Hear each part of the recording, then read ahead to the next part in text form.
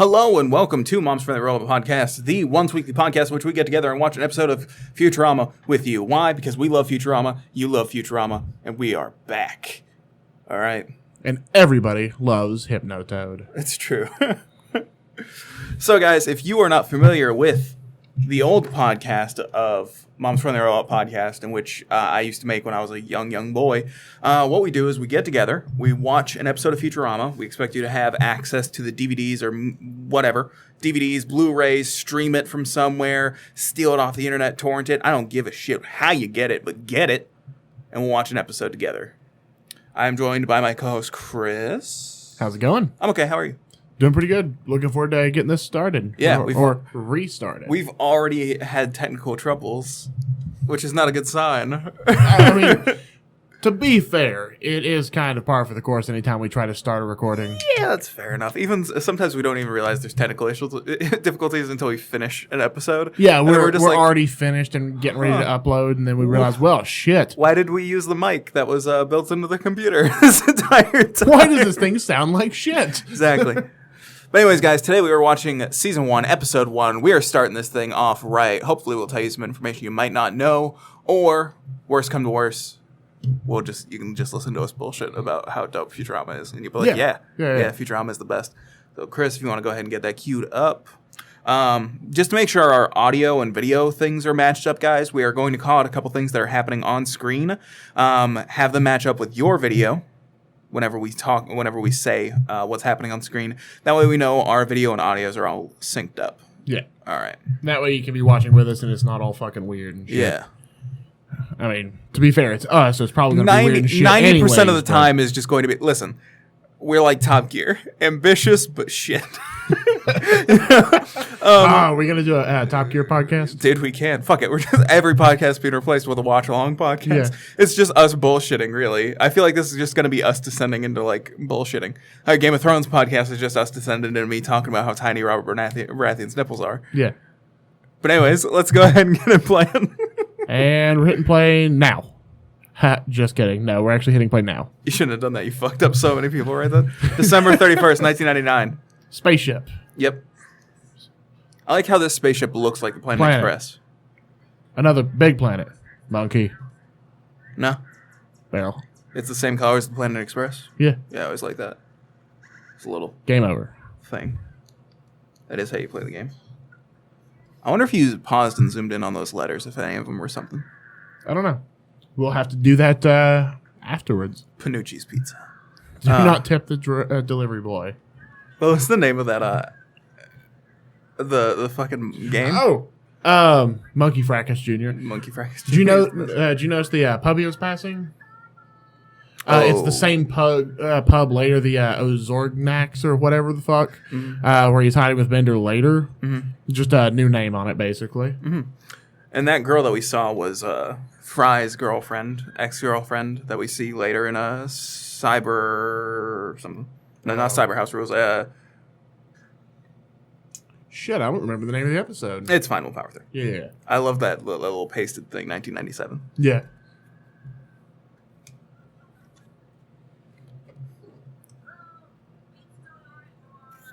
Well, they just conveniently have the one motherfucking pod open. Yeah. Like, ready for him. Well, it was very much set up by one nibbler. /Fry. You actually see his shadow here. Yeah. Now, what would blow my mind is if you had, like, Fry shadow as well. Say, woo! That one's the best one, dude. Yeah.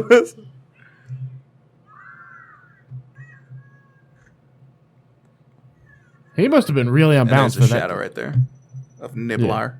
Yeah. To be fair, when he gets unfrozen, that beer is going to be frosty. Oh, yeah. His lowbrow is what it is. I just got that. Oh, you just got that? Yeah. We actually learned later. I've never said it out loud before. Oh, we actually learned later those alien spaceships were driven by Bender. Yeah. And probably those ones as well. Like, the first thing that pops up is the Planet Express building. Yeah. Minus the tower. I legitimately I can't believe it's taken me over a decade to get the lowbrow joke. Listen, man, it's okay. I didn't realize that Sarah from Land Before Time was called Sarah because she was a Triceratops until I was legit 21. Oh, wow. What I'm saying is... At least in the future, they still have blimps. Yeah. Or rigid airships. Space blimps. Yeah, space blimps. You have to put space in front of everything. Ah, the opening. Oh, boy. In color. I'm sure that was a great joke when this first aired. Yeah. I like reading the ads in the background. Yeah, Fleshopoid. Because you figure the first episode aired March 28th, 1999. Yeah. So, that sounds about right. I mean, color TV was still pretty prevalent then. So this whole show is set in the future then? Yeah. Because when it was aired, right here was still in the future. Yeah. Like the very opening. Yep. Huh. You ever heard of a little thing called showmanship? Never. I love these guys. Fate Assignment Officer. I love how you get to see these guys again later. I love that the door just start opening and closing closing in different ways. Yeah, that's great stuff. I said closing. That's fine. That seems like a Fry thing to say. Probably. I don't doubt he said it at some point. The Cryonic Woman. Yeah, that's the name of the episode, by the way.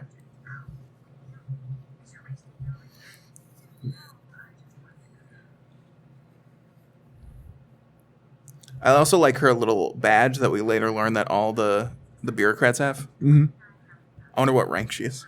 Probably low, if I have to guess. Well, it should be super high then. Because remember, it goes in opposite direction. Yeah.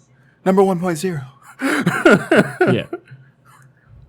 But she's probably a low rank. She's probably like 1 million. High number, low rank. Yeah, I like that. I like the bureaucrats are ranked. That's a video game that we want on like phones, a mobile game or whatever, where you like file papers for the for the bureaucratic business or whatever. Central bureaucracy. Yeah, and then the central bureaucracy, and you just move and lower in the ranks or whatever, depending on how good you are at it. Yeah, that'd be good. I'd watch that. I'd play that. I'd do whatever that is. I'm tired, guys. We're always tired. I'm tired and full of chicken. Who is the little guy? See, I want this kind of flat screen. Just a floaty screen. Yeah. I like how it still creaks. Yeah.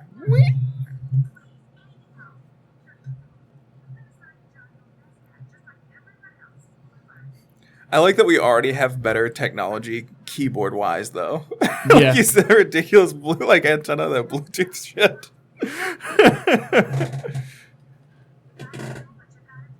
Guy looks so sad. Yeah, he does. He doesn't want to be a poster boy. Yeah. You think that's his career chip? Yeah. Poster boy. And then he became poster man. Yeah. And then he died of sadness. Now, a poster-related injury? Yeah. Now, if you look in these tubes, you should, which you can't, but you should be able to see a bunch of different people, because, like, a running thing in this show is people getting frozen in this very specific freezing parlor. Yeah. It's very specific tubes. Yeah, like, I think you should be able to see Bender, another Fry. Pauly Shore, another Fry. I think should be like 3 of them. His girlfriend. Yeah. Would you think you'd have noticed her by now? I like the side crush. Yeah, you should be able to see a fuck ton of people. Yeah. Well, see, I think a lot of it is like they embrace some of the continuity errors and just write them in. Probably. So I don't think a lot of it was originally planned, but no. And they obviously had certain things planned, like the nibbler thing or whatever, but most of it that doesn't seem. You know, if this show started airing now, people would fucking like dissect it, and there'd be theories and blah blah blah, and what's this little shadow here and shit like that. Yeah, because that's what people on YouTube do. Yeah, I want this real bad as a way to travel. I'm trying to look in the background because. Do you see the robot fish? Yeah, if robot fish, cool. That fish is actually from The Simpsons, the three-eyed fish. Blinky, I think is its name. Abraham Lincoln. Yeah, Aberdolf Linkler. I like how everybody in the future is just unkillable, basically. Yeah. Damn it, I keep seeing things that I have like references to, but I can't remember them quickly enough to say it while it's on screen. Sucker.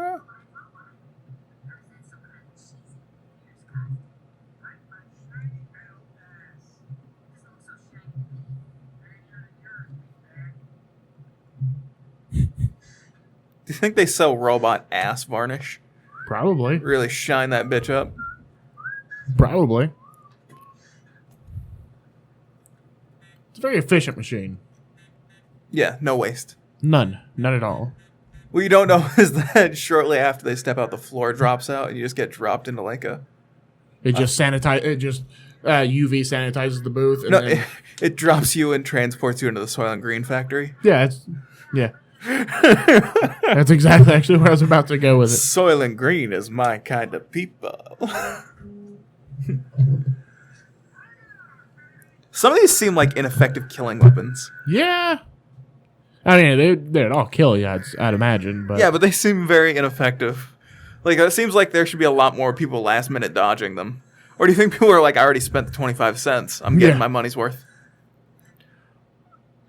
Like, the shocker thing just went to dick level and just stayed there. Like, I'm not sure if you noticed. I hadn't.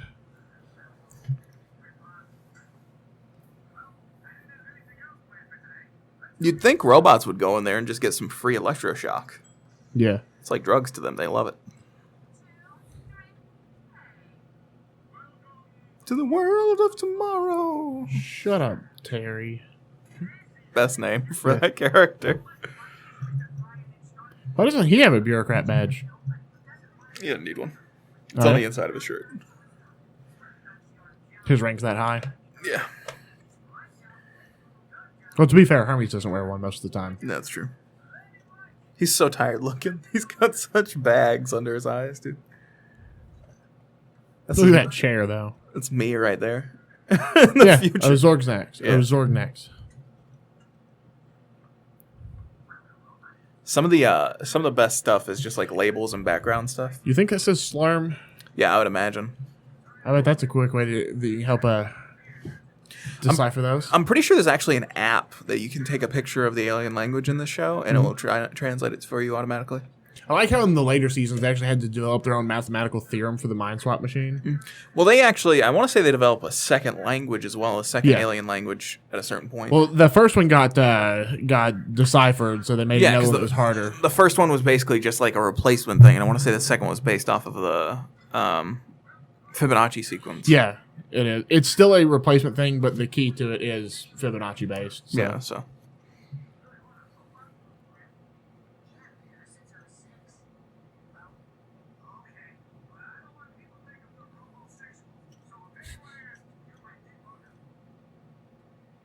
Now, robosexuality is a thing we come into later. Yep.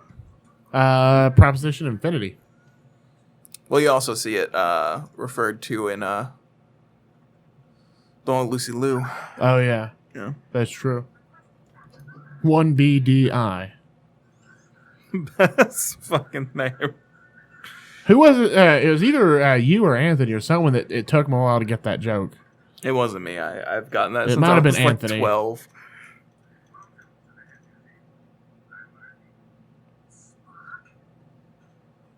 I did. Is that Apu? Maybe they'd have to go widescreen again. Yeah. But I Dated a Robot was the name of the episode with Who's Her Face. It was that one. No, I don't think that's Apu. I mean, it would make sense for him to be there other than just as a little quick cameo. Yeah. I don't know who a lot of these people in the background are supposed to be.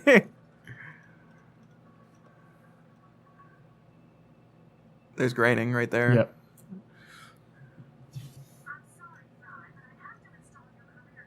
To be fair, that was a pretty neat idea. Just like, oh, let's just stand back here. We'll look like heads. Yeah, it's fair enough. Most people probably would have just walked right by and... This is another continuity error to an extent, which is they actually have their own section in later episodes. Yeah. I also like that they have two Grover Clevelands that aren't consecutively placed. Yeah. I'm not sure if you noticed that. I didn't. Yeah, because Grover Cleveland's the only president that's ever served two Non-consecutive terms, yeah. So he's just on the shelf twice? Yeah, like that's funny. Grover Cleveland. I'll show you after the episode's done. Yeah. But yeah, they have Grover Cleveland, then they have somebody, and then they have Grover Cleveland. Well, I like how he made the Star Trek reference right here, but like in just a few episodes, it's illegal. Yeah. And Spock outright acknowledged it here. I mean, don't know what you're talking airing about. wise, I'm pretty sure it was season 4 is when that episode. Are you talking about my one-man radio drama about Vincent Van Spock? I mean, Van Gogh. Vincent Van Gogh. Ha! Gotcha! I love these police officers, too. The only police officers? Yeah. Who are some of these people in the background? That's all I've been doing since they've entered the head museum. Yeah.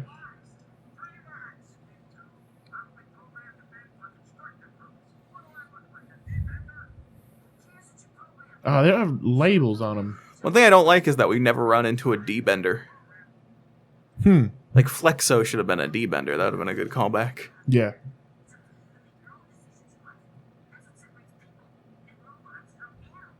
And animal robots. Convincing 2-hour yipping session? Yeah. You make a persuasive argument, Fry. Bend to those bars. He's having a real rough time bending there. He's pretty shit. I'm pretty sure one of the ones on top was Charles Manson. Outside of that, I can't really recognize most of them. Fucking bug just flew into my face. Jerk ass I think thing. that's Manson. Very old Manson, maybe. Yeah. His arms just fall off. I find it funny. I love this. What? Where he's like, how did you do that? Yeah. Because it took me a while to get it. Man, it took you a while to get a lot of stuff in this show. Well, no, like I got that like I think it was around the time season 2 was out and I was rewatching it, but I was like, wait a minute. Yeah, the thing that I find hilarious is that Bender is either the greatest Bender of all time or he's shit. Because, like, he bends, like, unbendable girders and stuff like that, but then his arms fell off trying to bend 2 fucking bars of metal. Yeah. I guess he's only meant to bend girders, though. Yeah. I am Bender. Please insert girder. It's one of my favorite episodes. That's Hermes Requisitions' Groove Back. We've referenced that episode a lot today.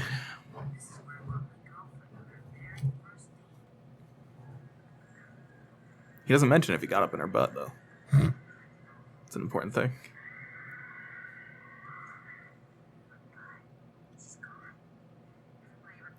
Now, if you could freeze yourself and wake up 1,000 years in the future, would you? I'd probably go for it. No, I don't think I would. You don't think the human race could be around in 1,000 years? No, it's just I'm a huge fan of Transmetropolitan, and there's a sequence in that where it pretty much addresses that exact same thing, and they make it out to be a pretty fucking terrible reality. Which, I'd do it.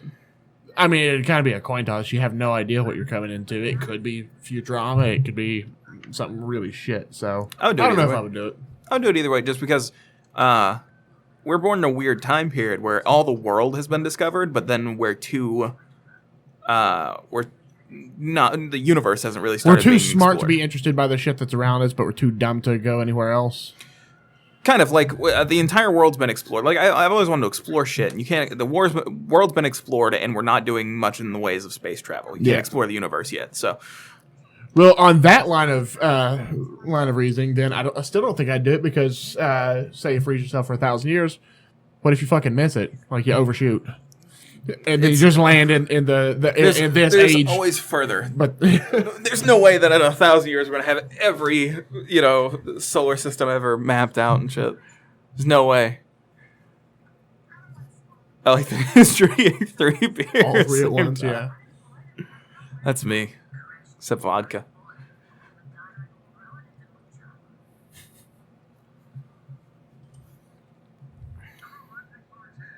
You never really see this room again. No.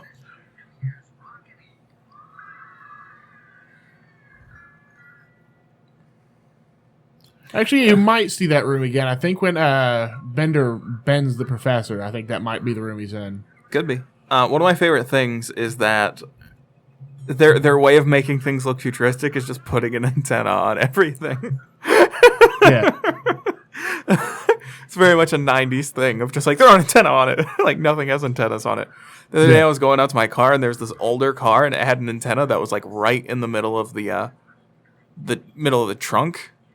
And it was massive. It was this massive CB fucking radio antenna. ones, yeah. It was like 4.5 feet, just the antenna. I was like, Jesus fucking Christ. Yeah, it's a CB radio antenna. That's what that is.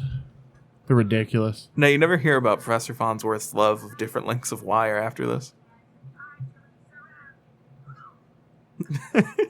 And that's the first instance of Bender shitting a brick. I find it interesting that Nixon is with them. Like, Nixon's not president or anything right now. He's just a head in a jar, and they've started carrying him around. He's a very persuasive man. Nixon with charisma? I'll be unstoppable.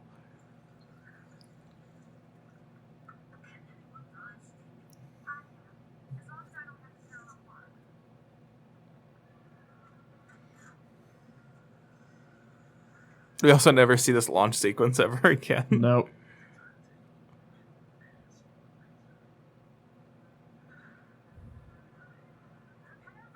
Or that couch, really. It pops up every now and then, but it's very inconsistently there. I like the floating pyramids of Giza. Yeah.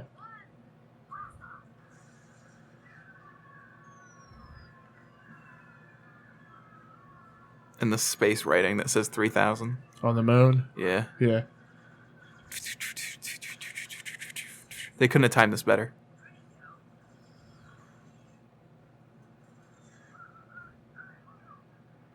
Like how unbothered the professor was the entire time. Like, fuck it. It's fine. It's whatever. I'm pretty sure they just showed the planets out of order. It was Mars, and then it was a blue planet.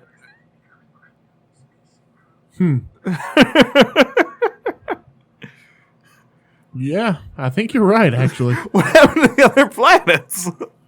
They rearranged them a little What bit. happened to Jupiter and Saturn? They're just gone.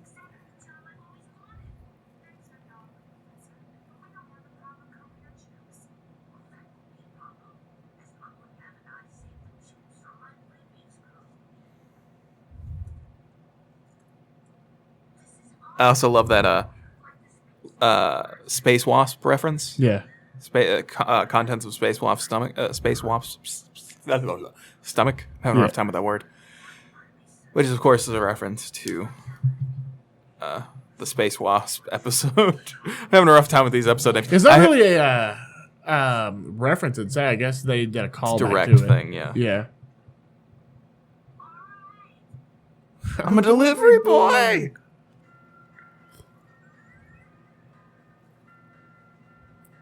And they're flying off into God. The Sting was the name of it.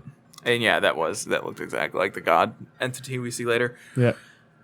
Anyways, guys, that is episode 1. So you got a little bit of information, hopefully, that you might not have never noticed before. Like the Grover Cleveland thing's probably my favorite thing in this episode. Yeah. Because I'm such a dumb history nerd, and I just love stupid history stuff. Yeah. Also, I like the implications of it, because that means they had to create a second Grover Cleveland head just for a pun. Yeah. Well, also the 30th Century Fox. One of the things that has always confused me a little bit about Futurama is how they will have the living heads of dead presidents that were dead before the technology to do that was existing. Right, exactly. So it's like they have the dead presidents of people who should have been long dead and long decayed, and there should be really no DNA left of them. Yeah. I guess they just create them from, like, historical record, maybe? Maybe. But then why'd you stop at the head? Why not create the entire body? Yeah. The heads are cheaper. Fair enough. Creating bodies is difficult. Who is this? Who? The guy beside them as it's panning across. I don't know. Let's see. Because I'm going back to show him the Grover Cleveland thing. Oh, damn. It looked like it was Dennis Rodman or something? Blade? It's possible. I don't know. Are you saying Wesley Snipes? Yeah. I don't know. Click. Oh, it is Dennis Rodman. Boom, Okay. killed it. I'm the greatest. I know it's not uncommon to have older pictures of Wesley Snipes with the blonde hair, because he had the blonde hair in Encino Man, I think. Not Encino Man. You're on that Pauly Shore kick. But yeah, if you look here in a second, see Grover Cleveland. Yeah. That was great. Is that Andrew Jackson? Yeah. There's Jerry Ford. But anyways, so guys, I want to thank you for watching. What did you think of this episode? I like this episode. I actually got to see this one airing live on TV, and I loved it. I think it's a fun episode. It's a good episode. It really kind of sets the tone. It's very much a pilot, though. Like a lot of things you don't see again. It does have a lot of callbacks and references to future episodes, though. Like they very much kept their own shit going, like the bee sting thing, and then the nibbler stuff. Like they very much obviously had ideas going in. Oh yeah, absolutely. Very specific ideas going into everything. Yeah, I like the episode a lot, man. It's not the funniest episode. The funniest episode, season 1, is Love Labor's Lost in Space in my mind. It's so fucking good. Either that or maybe Hell is for Other Robots. Hold on, I'm gonna look at the episode list. But anyways, it's like this is a great. Hell is for Other Robots is one of my favorite episodes, so I'm gonna have to agree there. Straight Fear of the Bot Planet. I love the Robot Council of Elders or whatever. Where it's, do it, silence. Do it! Do it! Do it! Do it! Do it! Like, that whole thing. Silence! Shh. Yeah. But, what would you give this episode on a scale of 1 to 10? I'm going to go with a good solid 8 on it, honestly. This is a good episode for me. Yeah, I'll go along with that. I'll say 7.5. It's good. It's a good pilot. It's a very good start-off point for the series. There are very few episodes of Futurama that I would give less than a 7 in general. There's a couple that I don't really much like that I might give lower than I don't 7, like the Mutants Revolt episode just because it's not interesting to me. I'd have to think specifically. I know what episode's gonna get a 0, which is fucking Jurassic Bark, because I'm not watching it because I'll cry. I mean, that's still gonna get a good 7, but I'm not watching it either. We're just gonna say, all right, guys. Crying. We're gonna be like, all right, guys, press play, and then we're gonna press play, and then we're just gonna watch the recording audio level as opposed to the actual video. Yeah, and we're be like, oh man, this is such a good episode, and then we're just gonna bullshit about something else. All right, guys. Well, that about wraps it up. We do want to thank you for listening. We are part of Loud Table Productions Podcast Network. We upload content every day, Monday through Friday. We just recently went through a restructure, and that's why you're getting this show now. We listen to the people that like us and have taken out some of the shows that people aren't really huge fans of, or trying to replace them with content that we think you'd be more interested in listening to.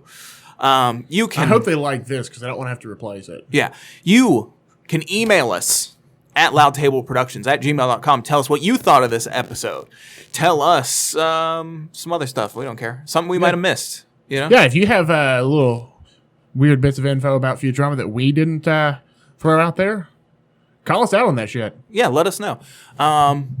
Hit us up on social media. Yeah, you can follow us on Twitter. We're at LoudTableProd. That's PROD. You can follow us on Instagram, LoudTable_Productions. We have a Facebook page, Loud Table Productions. We have a subreddit. We have a subreddit. You can find us anywhere podcasts are done. You can comment and subscribe and share us with your friends, and you can leave us ratings on iTunes and all the things that you hear at the end of podcasts. Oh, yeah. I think that about wraps it up, guys.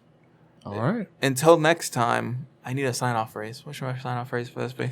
Okay, for this one, we've got to have a specific one for moms. You call that a pressed ham? Bite my shiny metal ass. You'll never hear us talk about this episode again. Why? Because we're sharks, and sharks don't have necks.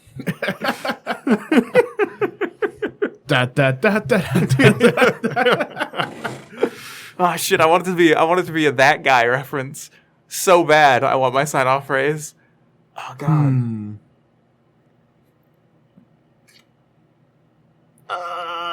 I'll edit it in later. I'll figure it out. Fuck it. We'll figure it out. Yeah. All right, guys. See you later. Bye.